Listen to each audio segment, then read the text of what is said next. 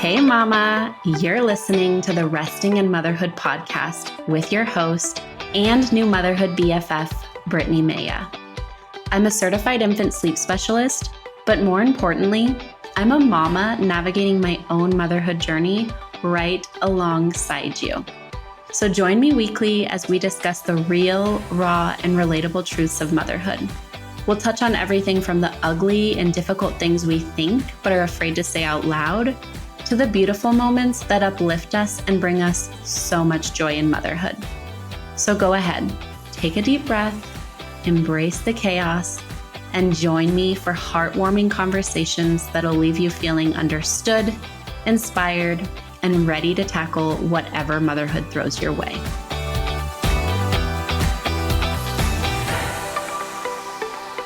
Welcome back to the Resting in Motherhood podcast. I hope you are having a beautiful day wherever you are. If you're listening in the evening, I hope you have had a beautiful day.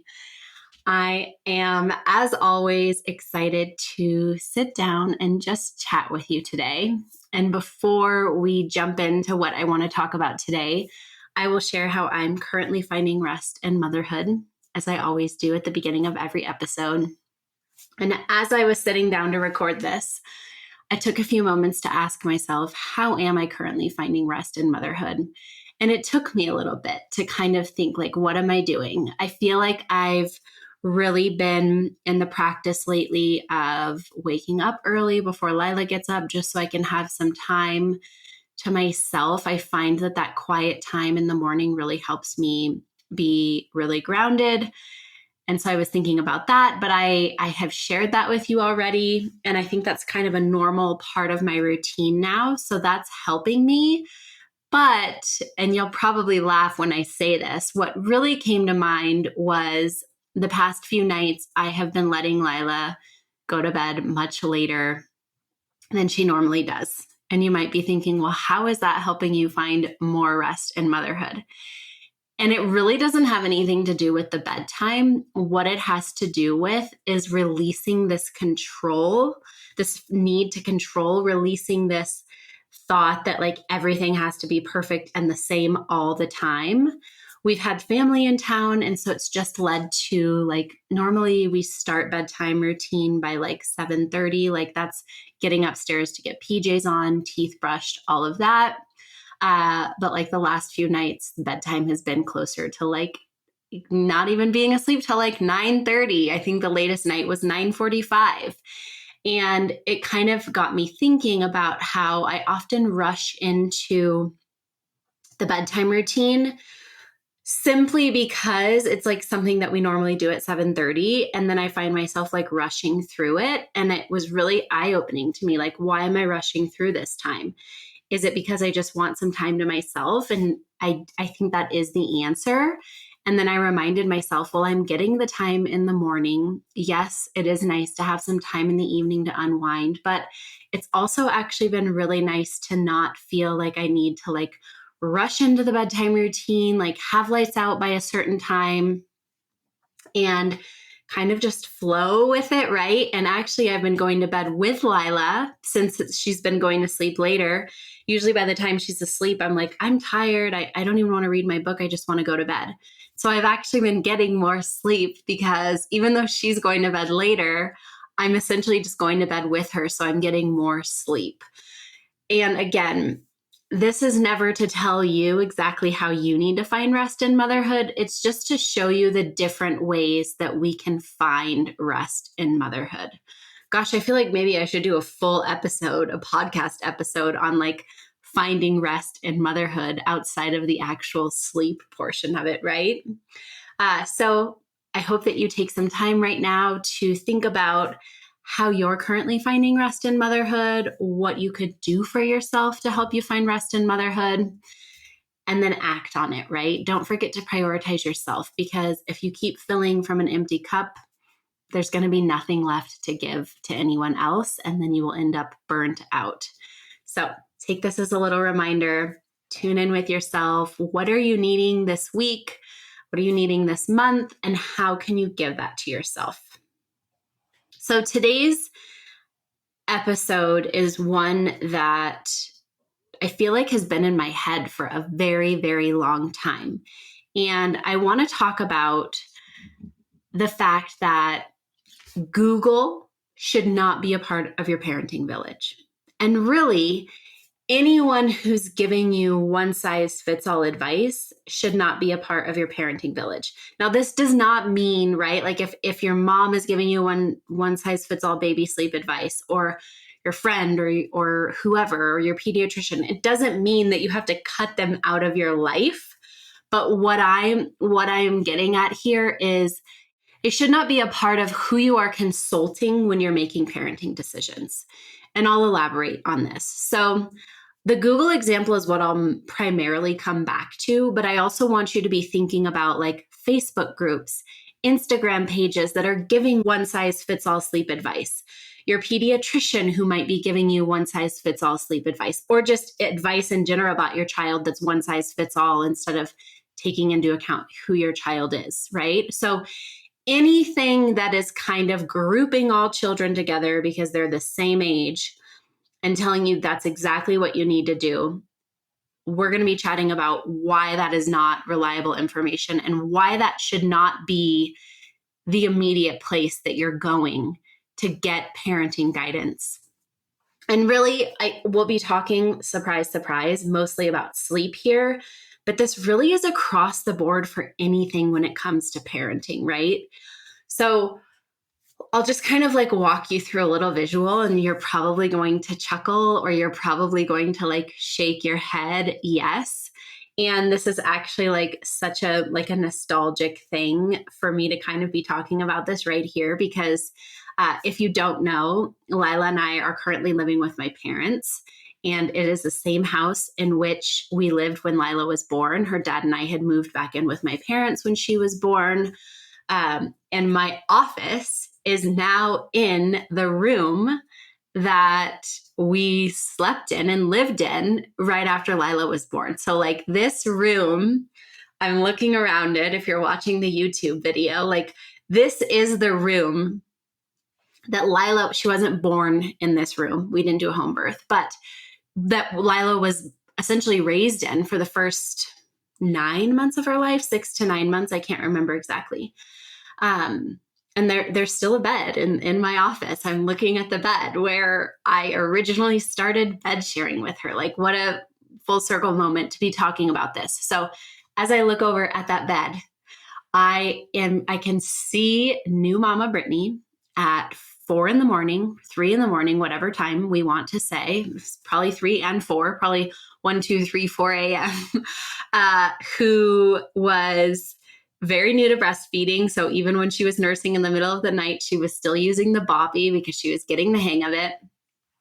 By the way, we were not sleeping with the boppy. I would like pick her up, get her on the boppy, get her on the breast, and then sit there and nurse. So I remember her, old Brittany, and in the middle of the night feeding, and this happened multiple times, like a lot of times, where I would be like, why has she been waking up hourly? What is going on? And so as I'm sitting there feeding her in the middle of the night, feeling so lonely, like something's wrong with me or something's wrong with my baby, I'm doing something wrong.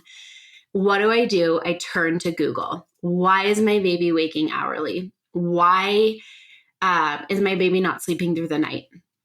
What's happening with baby sleep at 4 months of age, whatever the case may be. And by the way, if you're wondering what's happening with sleep around 4 months of age, we will link my 4-month sleep progression freebie in the show notes so that you can download that and learn more. But that's a perfect example because that's oftentimes when sleep gets really rough. So turn to Google. And then I was met with like, because you support your baby to sleep, or because they're not falling asleep independently. They haven't learned how to self-soothe, because you're looking them in the eye in the middle of the night wakings, right? All of this total bullshit, right? Like fear mongering, making me feel like I'm already exhausted and tired and feeling like I'm doing it wrong. And then I turn to Google, and it's just like telling me even more what a bad mom I am, right? Or like Instagram scrolling.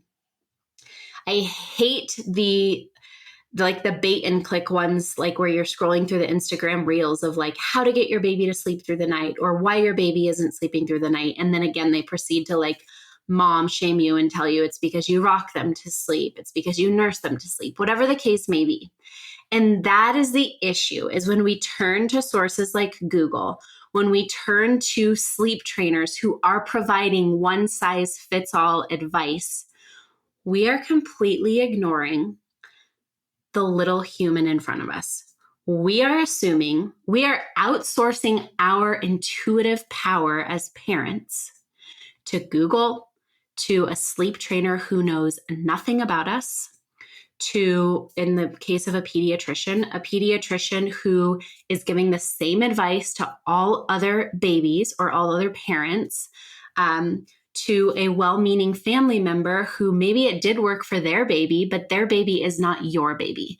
And we're outsourcing that intuitive power that is inside of us as parents. And we are losing that intuition, right? Because the more we stop listening to it, the less it shows up. We're essentially like smothering it, right? Like, I don't want you to come out. So I'm going to like outsource my power and look at Google, look at that sleep trainer's page, whatever the case may be. It's taking us away from the child in front of us. And it's actually disconnecting us more from the child in front of us. And this is why I don't want you turning to Google for sleep schedules or nap, like how long should my baby's nap be? What are my baby's sleepy cues? I don't want you going on the sleep trainer's page to see how many hours of sleep your child should be getting during the day or in a 24-hour period, because they don't know your child. And you might be thinking, Brittany, you give sleep tips, you give sleep advice on your Instagram, and I do. But if you've ever noticed, anytime, like if you follow along on my Instagram, like I do Q&As, I always kind of start or preface the same way. It's unique to each child. Or I would need to see a full sleep log and intake form to give you in-depth resources and suggestions, but here are some common reasons or some common things, right? Or at this age, the average wake window is X, right? I'm never going to state this should be what's happening with your baby. This should be what you're doing with your baby, because I'm not in your home. I don't know your baby. I don't know their birth history. I don't know where your mental health is at. I don't know your sleep environment. I don't know your sleep setup. I don't know your sleep routines. I don't know your little one's temperament. I don't know their sleep needs. I don't know if there's underlying issues going on. There's so much. Your child is a complex being. And what I like to think about when I'm thinking about infant or toddler sleep is this big complex puzzle. Every child has their own unique puzzle. Now the pieces, meaning like the subjects might not be the right word, but for lack of a better word right now, we're going to say subjects. The subjects of each piece will be the same. So kind of the things that I just talked about: birth history, mom's mental health, other parents' mental health, if there is another parent in the picture, sleep environment, routines at home, sleep setup. So where is baby sleeping? Temperament, baby's sensory needs. And this kind of goes hand in hand with like mom's mental health, but like, where is mom's regulation levels, right? What does mom's support look like? What does the family's support look like? So many different pieces. Baby's sleep needs. I can't remember if I already said that. So those are like the subjects, right? So the puzzles have the same subjects or things, that overarching themes, but the puzzle is going to be unique, and how those pieces fit together are also going to be unique. It's going to be unique to each child.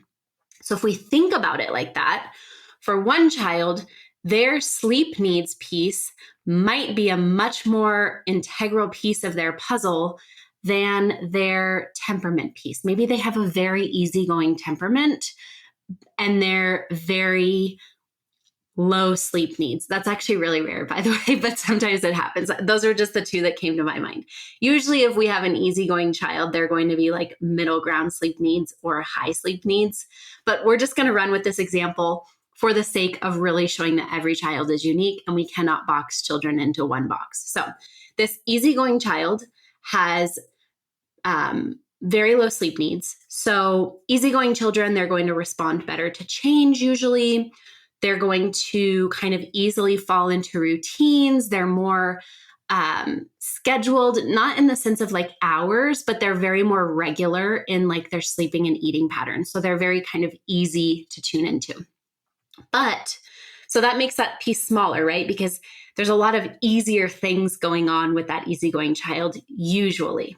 And again, note, I said usually because every child is unique. I cannot give you a blanket statement on anything without knowing the child in front of me. And then it wouldn't be a blanket statement. It would be an individualized statement or piece of advice. I digress. So this easygoing temperament piece of the puzzle is going to be smaller on their puzzle because of everything that I said. The low sleep needs piece is going to be bigger because it means that we're going to have to be mindful of what their daytime sleep totals are looking like and what their nighttime sleep totals are looking like. So let's say we have a baby who can only sleep 10 hours overnight. That's just what their body needs. We want to make sure that we're not having too early of a bedtime because let's say they're going to bed at 6:30.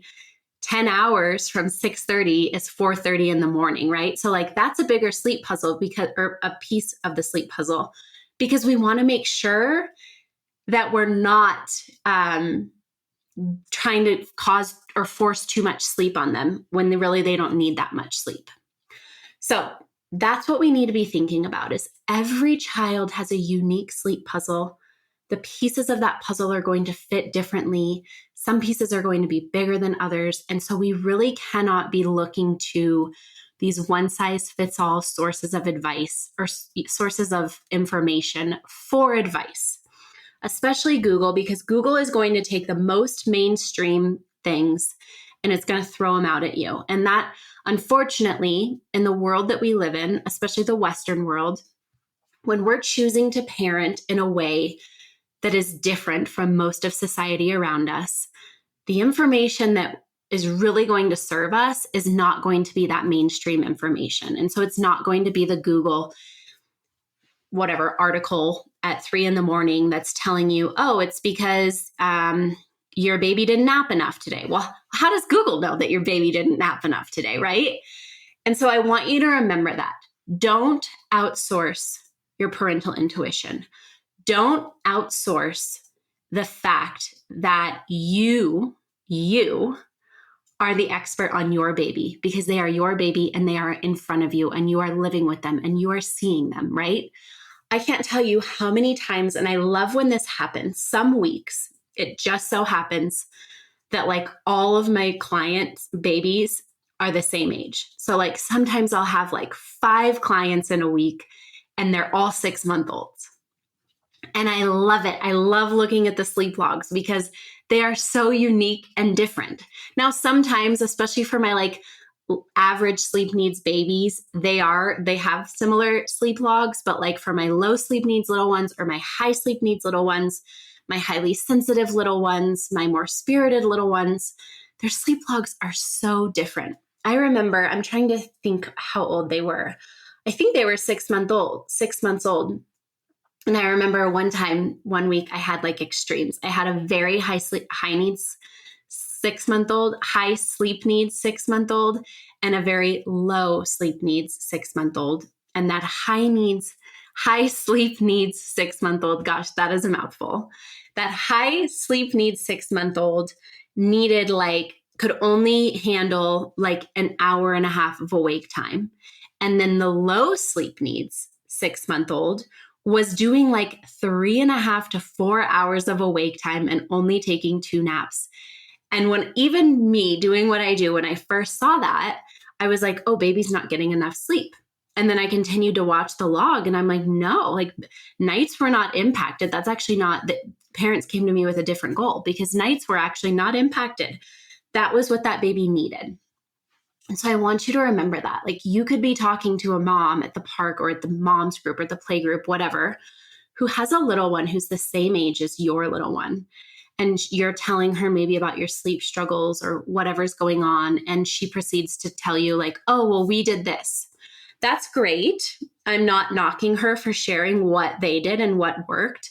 But I want you to remember, she is not parenting the child in front of you. She is parenting the child in front of her. And we really need to remember this because we need to be working with the child in front of us. And again, Google is not seeing that child. Google is giving us this one size fits all, like magical spell that doesn't work. It's not actually magical, right? So when you are feeling lost in sleep or you're needing guidance, the first thing that you need to do is tune in to the child in front of you. One of my favorite parts about my work with families is in the intake form, I ask them to describe their child.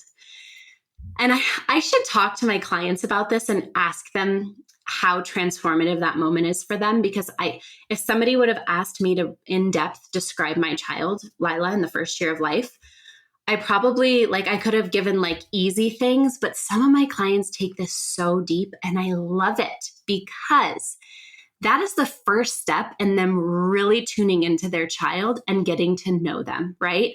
That's that first step. And then it helps me, it paints this picture of who this child is.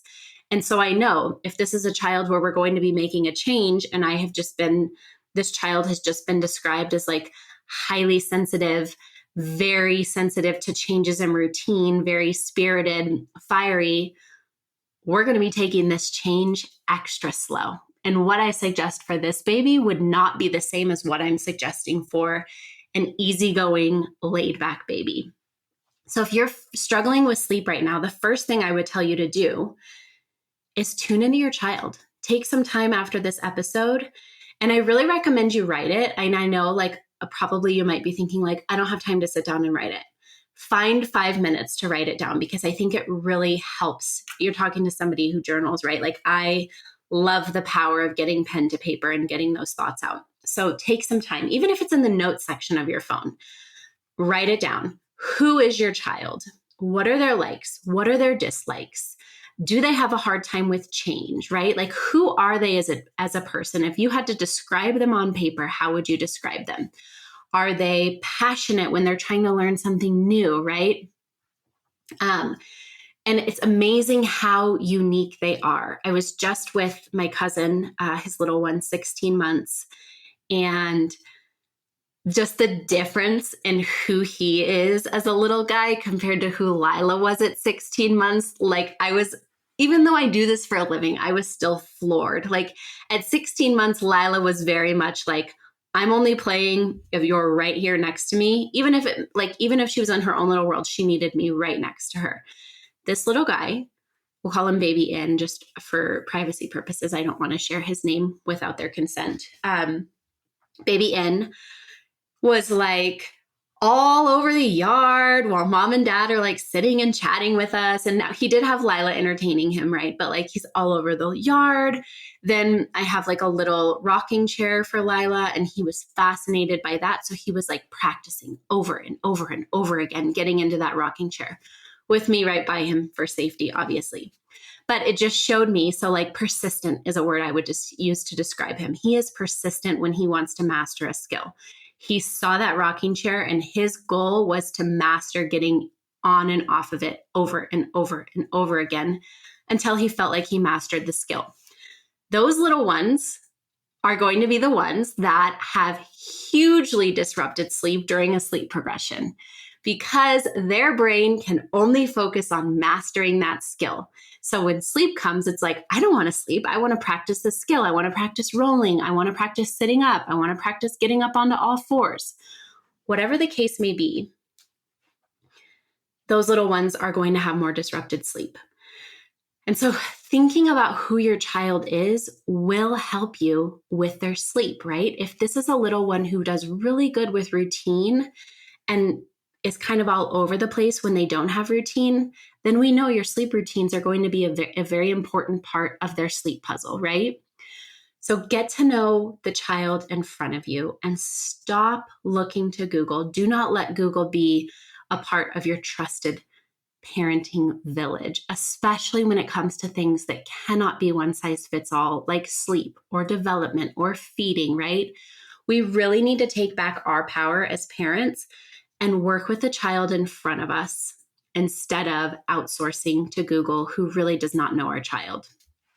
And if you're having a hard time with this, if you feel like I can't find any patterns with my child, I feel like I don't know them. I can't figure out their temperament or personality. Like sometimes they're really easygoing and then other times they feel really like they're spirited.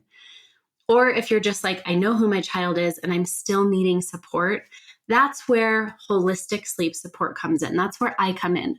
I am here to help you build that bridge between you and your child, to help you get to know them better, to get to know their unique sleep needs, their temperament and personality, their sensory needs, all of that and how that relates to sleep. And I can do that with you one-on-one, where I look at an intake form and a sleep log and I see your child right in front of me, either like on paper, right, in the sleep log and intake form, or lots of times I do have babies on my calls with me, which I love. So I'm seeing your unique baby. I'm seeing your unique sleep routines, your unique home environment, and I'm helping you deepen your understanding of your child and work with that understanding to maximize sleep in your home. If one-on-one isn't your jam, my sleep courses are also there to help you do this. My sleep courses go through these building blocks. They're going to help you get to know sensory needs, temperament, sleep needs, unique sleep EQs to each child, right? All of that. So I'm giving you all of the information to then take and pick what fits with your child instead of giving you blanket information. Because the key to better sleep is not a magic sleep routine. It's not a magic object like a sleep sack or the snoo or anything like that. The true key to better sleep is fully knowing and understanding the child in front of you and working with their needs to facilitate better sleep. It's not about applying one size fits all advice. It's not about following the sleep schedule that you found on the internet. It's about knowing your child and working with them. If you are struggling with sleep, if you need help, shoot me a DM, shoot me an email. My email address is Brittany, BRITTNI, @restinginmotherhood.com. Or like I said, shoot me a DM on Instagram and let's chat, because I don't want you feeling like, oh, I've chosen not to sleep train.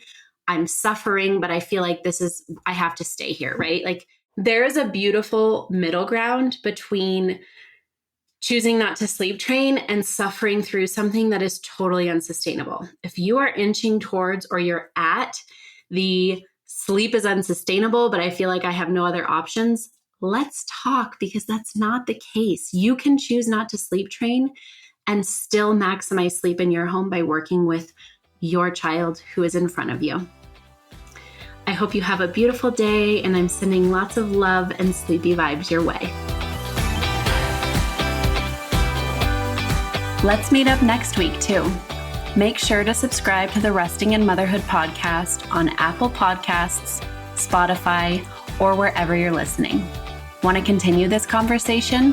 Head to the show notes for this episode at restinginmotherhood.com/podcast, or connect with me on Instagram at resting_in_motherhood.